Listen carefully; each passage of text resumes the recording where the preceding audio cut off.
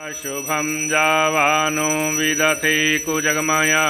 अग्निजिह्वा मनवः सूरचक्षसो विश्वेनो देवा अवसागमन्निहा भद्रं कर्णेभिः शृणुयाम देवा भद्रं पश्येमाक्षरभिर्जत्राः स्थिरैरङ्गे स्तुष्टुवागुंसस्तनुर्व्यसेमहि देवहितं यदायुः शतमिन्नु शरदु अन्ति देवा जत्रा न शकराजर्षं तनूनां पुत्राशो जत्र पितरो भवन्ति मानो मध्यारिरिखताद्युर्गन्तो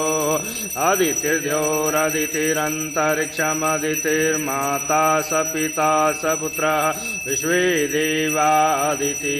पञ्चजनादितिर्जातमदितिर्जनित्वं द्यो शान्तिरन्तरिक्षं शान्ति पृथिवी शान्तिरापः शान्तिरोगदयः शान्ति वनस्पतयः शान्तिर्विषवे देवाः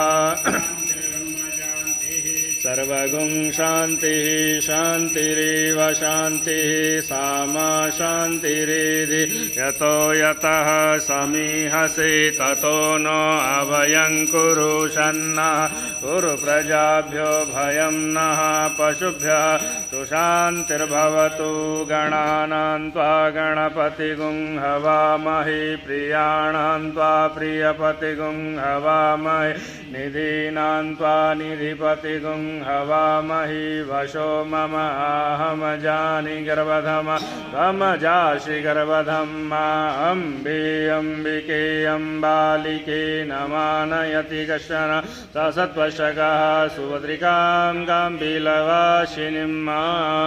श्रीसिद्धिबुद्धिसहिताय श्रीमन्महागणाधिपतये नमः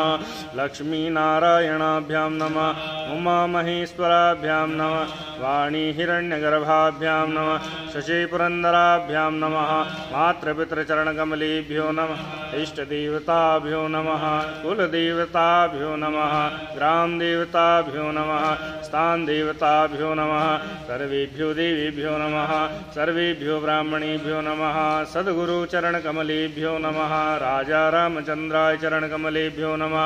बालकृष्णाय चरणकमलेभ्यो नमः पराम्बाय जगजननी चरणकमलेभ्यो नमः पितृनारायणाय चरणकमलेभ्यो नमः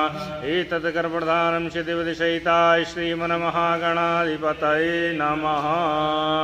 हस्ते पुष्पमादाय सुमुखाय सुमुखस्यैकदन्तस्य कपिलो गजकर्णकलम्बोदरस्य विकटो विघ्ननाशो विनायक धूम्रकेतुर्गणाध्यक्षो भालचन्द्रो गजानन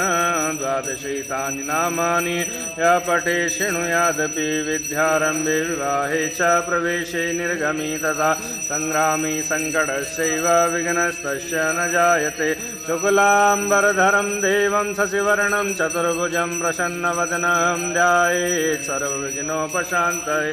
अभिषिप्तार्थसिद्ध्यर्थं पूजितो यासुरासुरैः सर्वविघ्नहरस्तस्मै गणाधिपतये नमः सर्वमङ्गलमाङ्गल्ये शिवे सर्वार्थसाधिके शरण्ये त्र्यम्बके गौरी नारायणी नमोऽस्तुते सर्वदा सर्वकारेषु नास्ति तेषां मङ्गलं येषां हृदयस्थो भगवान् मङ्गलायतनं हरे तदेव लग्नं सुदिनं तदेव ताराबलं चन्द्रबलं तदेव